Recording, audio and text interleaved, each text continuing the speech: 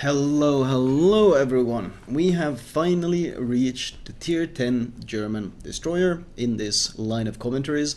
The matchmaking is, as expected, multiple tier 10s. They have a radar, they have 4 DDs, and they have a carrier, which of course makes life a lot harder since it does limit our movement and it does force us to be significantly more careful with our positioning. That's basically what a carrier does to a DD. It forces you to play significantly safer because flanks and pushes and things like that you might otherwise consider go completely out the window as soon as a carrier is introduced, because the risk of being perma-spotted and honestly being unable to escape is far too great.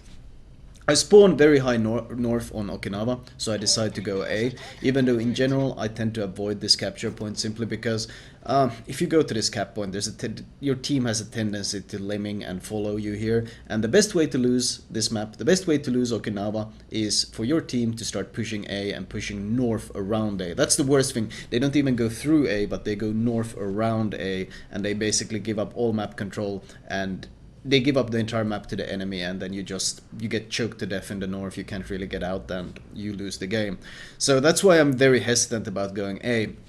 However, I did spawn very close to the cap, and this is honestly the only cap where the Z-52 is able to use island cover. You see this island next to me? You see I'm making sure I can park behind it. If an enemy DD would push in, I would park behind the island, I would pop my hydro and potentially smoke, and then I would peek out and shoot him if he was still in the cap. But just hydroing him alone and my teammates opening up on him should be enough to secure the cap easily. And that is, of course, the strength of the Z-52. The ability to push into pretty much any capture point, pop hydro, pop smoke, and bully every enemy DD around and force them to leave the cap.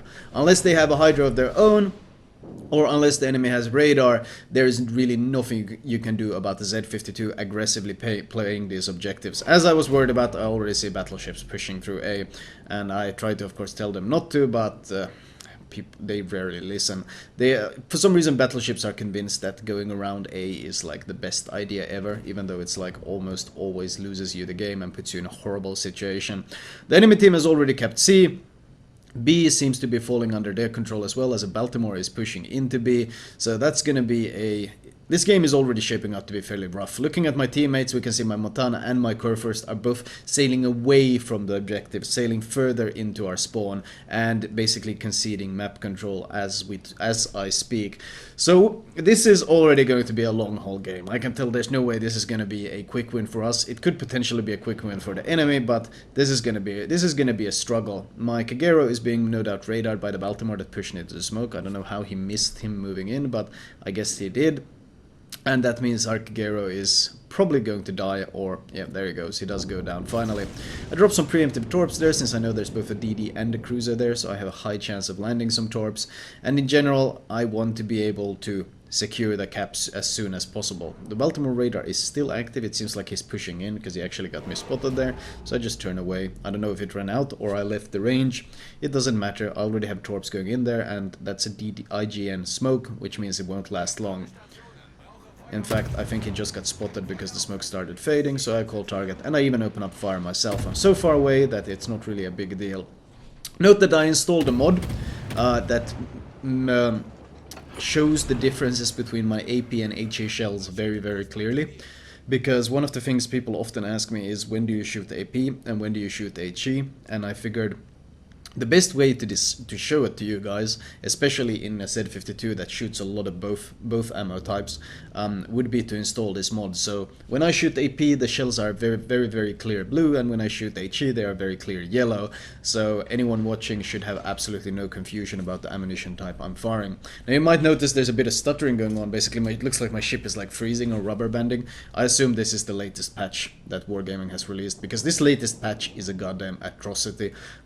We are talking memory leaks everywhere, FPS drops all the time. If you leave the game on for too long, if you leave the game on for something like 3 hours, you absolutely have to restart the game, because your FPS will start dropping to the 20s and you will have massive stuttering and just a complete mess. I push in, as usual, I get spotted, but my Hydro spots the Yugumo in return, which of course forces the Yugumo to completely disengage.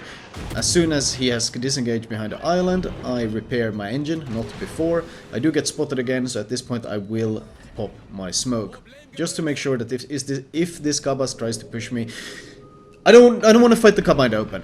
The Z-52 is an excellent capture point bullet. It has amazing firepower and it can take on even Russian DDs like the Kaba, but not in the open. And certainly not if the Kaba is able to gain some distance and angle actively. But if you get broadsides like this, you see the AP. You can do massive volleys to him.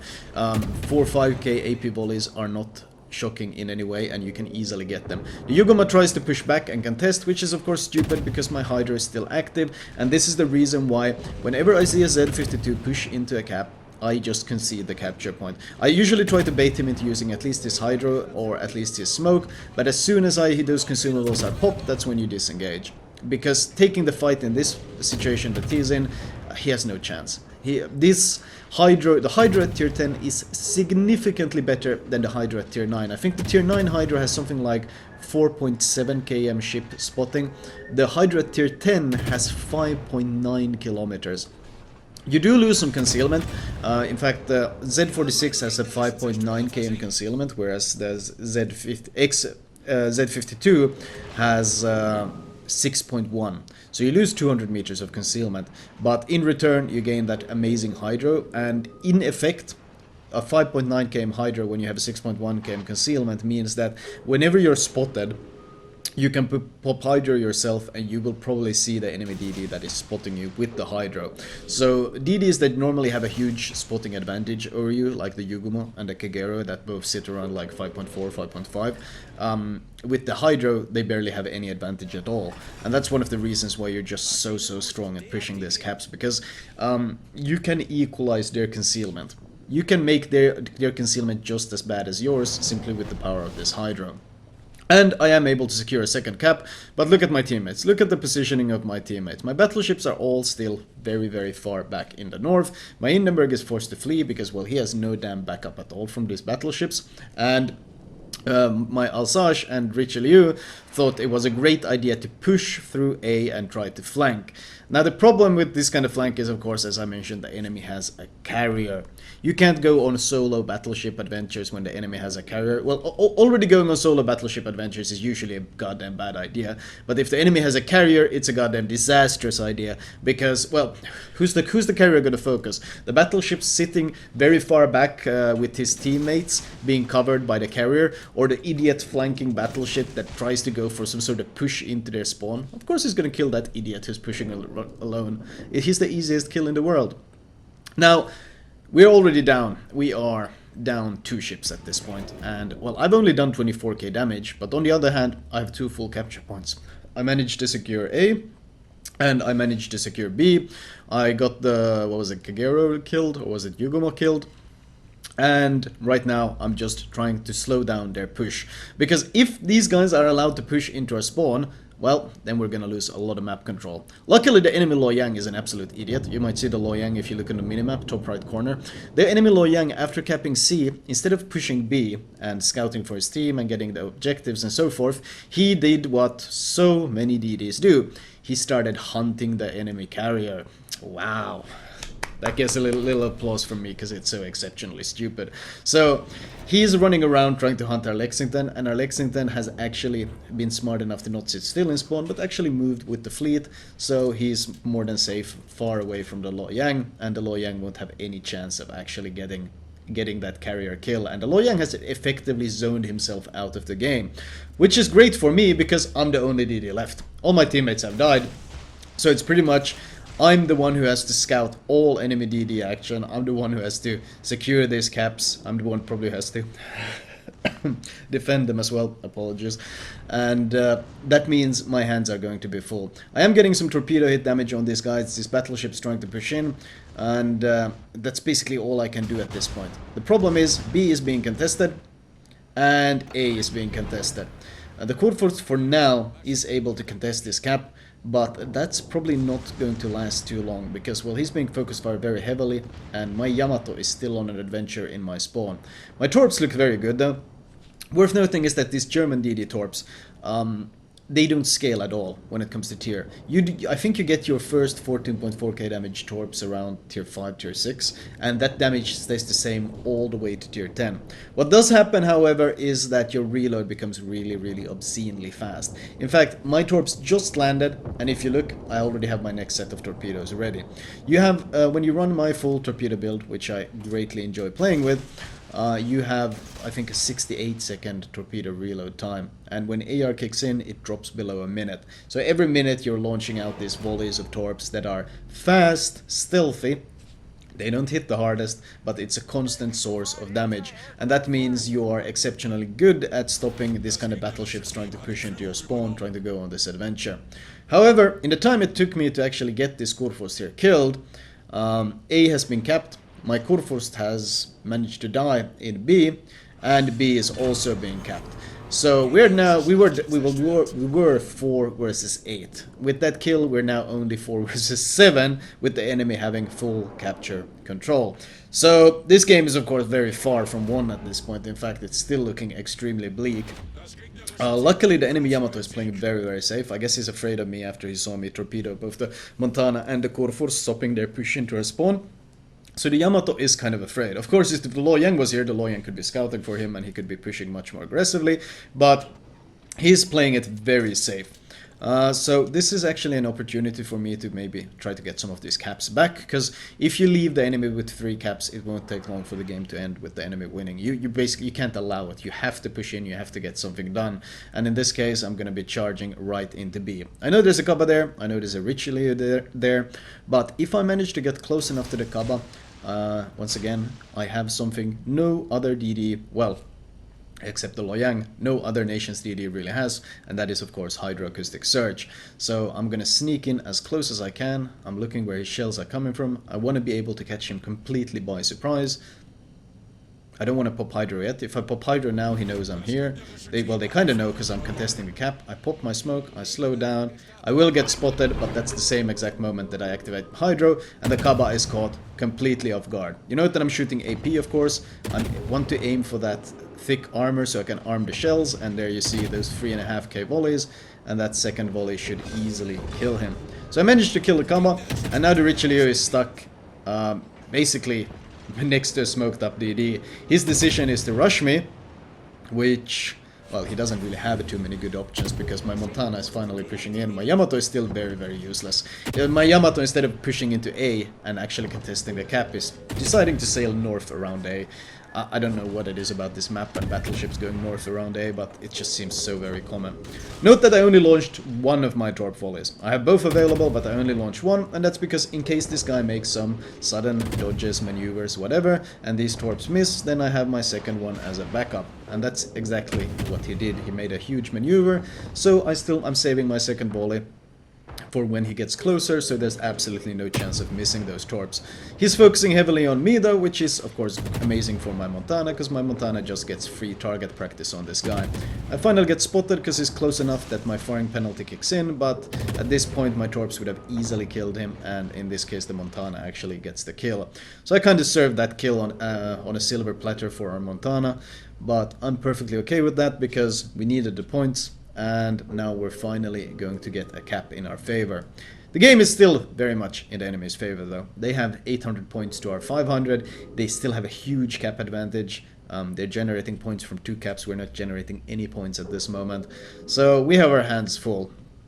Sadly, our Yamato as well. Well, if we look at the north of the map, our Yamato is about to face a Shimakaze. Our carrier is doing a good job of spotting that Shimakaze, and ideally, if a DD is spotted, the Yamato should win that fight very easily.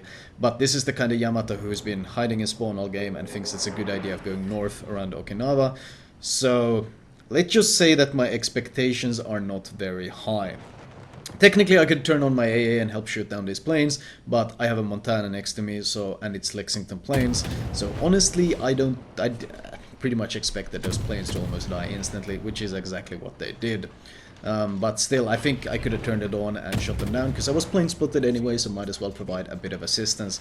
Z-52 AA is pretty okay. It's strong AA. The problem is, of course, that you don't have any defensive AA, so if someone tries to hover planes on top of you and spot you, then you're pretty damn strong on killing them if they try to spot you. But when it comes to stopping strikes against teammates or yourself, your AA simply isn't enough.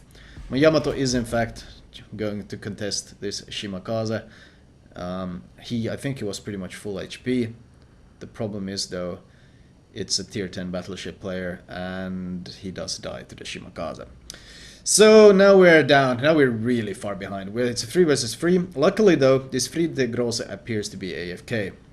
So I'm gonna close the distance just enough for my torps to reach. The torps only have 10.5 km range, which is quite short for a tier 10 DD, but you can easily make them work.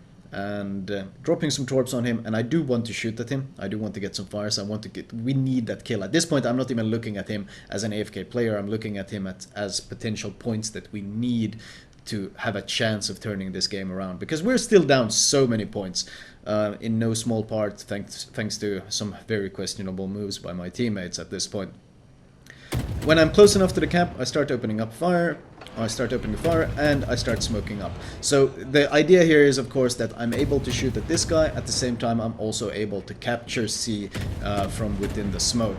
So the Yamato won't have that easy of a time shooting me if he does choose to shoot me. At this point, the enemy is only actually gaining points from one cap, which was, of course, the point of getting into this cap as soon as possible. I also land a couple of torp. Was it only one torp and no flooding? No, I think I got one flooding on him. Regardless, the fires should be able to kill him soon. The Yamato actually blind shot me in the smoke and managed to hit me once, resetting the cap. But it should not be a problem, even though German smokes last for a very short time. I do have enough duration to secure this cap for our team, and honestly, I don't really care about who gets this kill. I just want this guy to die ASAP, so that I can focus on the Yamato, because the game isn't over. I mean, yes, we have 580 points, they have 950, and it's 3 minutes left. It's looking very bleak, but you should never give up until the timer has actually run out. And with the fires and flooding and everything, I expect that Friede Grosse to die. I secure C, and that's actually my third solo cap this game, because I have solo capped A, I have solo capped B and C, and I have also shared cap B at one point during this game. So I actually have 4 caps in this domination game, which kind of gives you an idea of just how much I've been fighting for the objective this game and just trying to carry it to victory.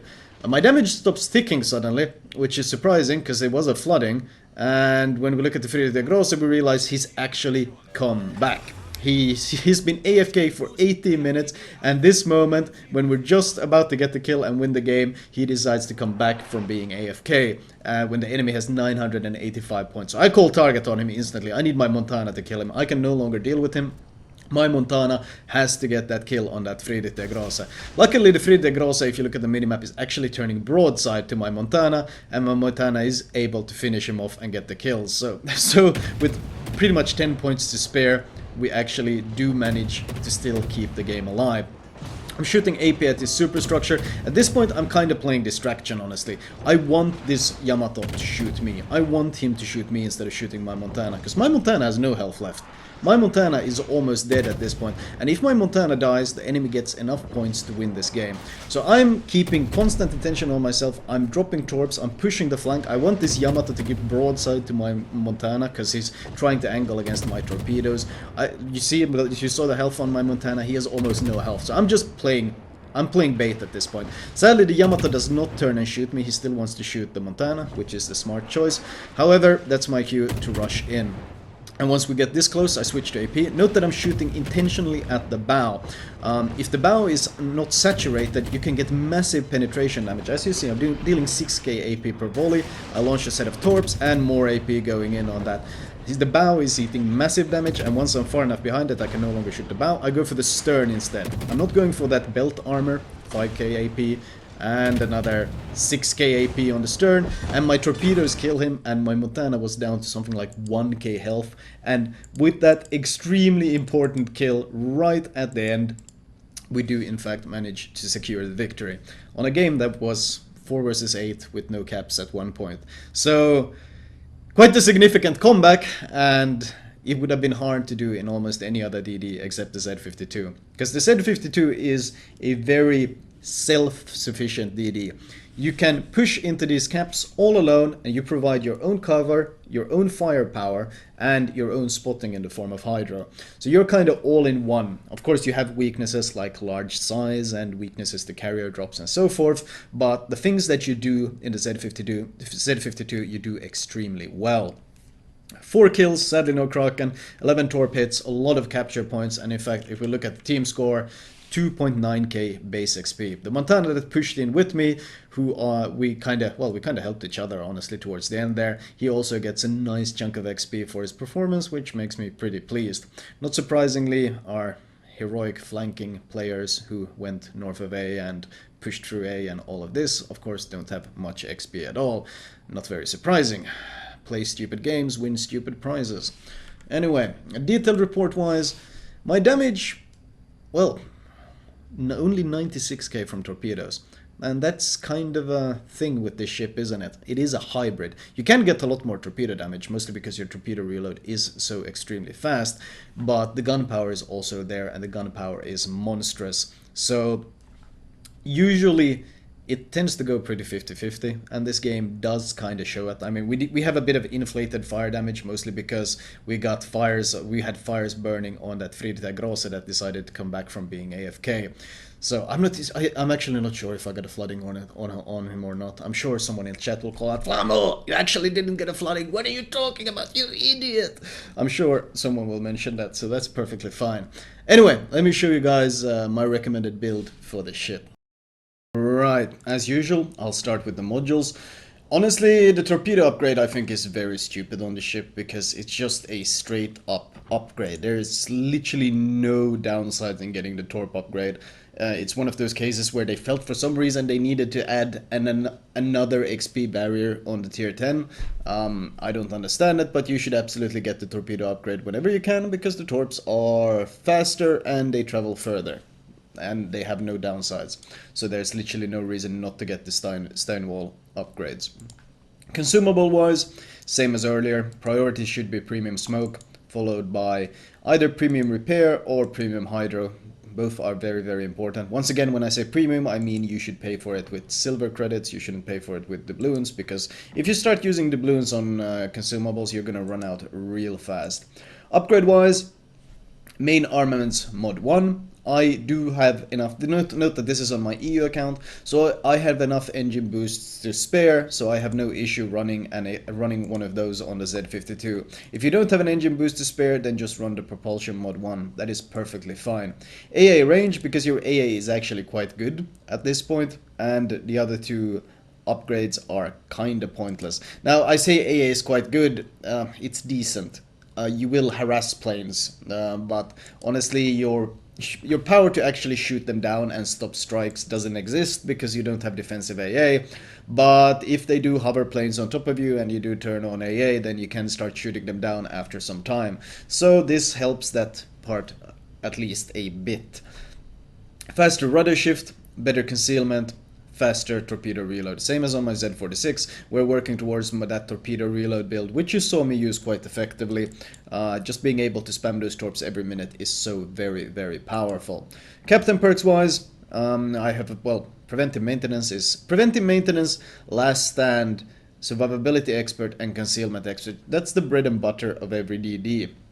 Once you have those bases unlocked, I like to go for adrenaline rush, followed by even faster torpedo reload because it scales so well on this ship, followed by superintendent because, well, you want those smokes, you want those speed boosts, you want those hydros. You have 3 consumables that you use all the time, and having 1 extra is very much worth the 3-point investment. And the final point I have into priority target, so when I'm gunboating in the open, I know how many people are actually aiming at me. It's also quite useful if you push into a cap on a flank on a map, and you open up on the enemy DD, and he opens up on you, and then based on how many people are spotting you, you get an idea of how many ships the enemy has sent to this flank. For example, if it stays as number 1, then you know that he actually doesn't have any backup, and you can just push that DD and you can wreck him solo. But then again, if the number goes to 3 or 4 or whatever, you know he's got a lot of buddies about to come around the corner, and you know you just gotta chill and just focus on getting the cap and letting the DD get away. So priority target offers a lot to the Z-52, and I consider it a very important part of the kit.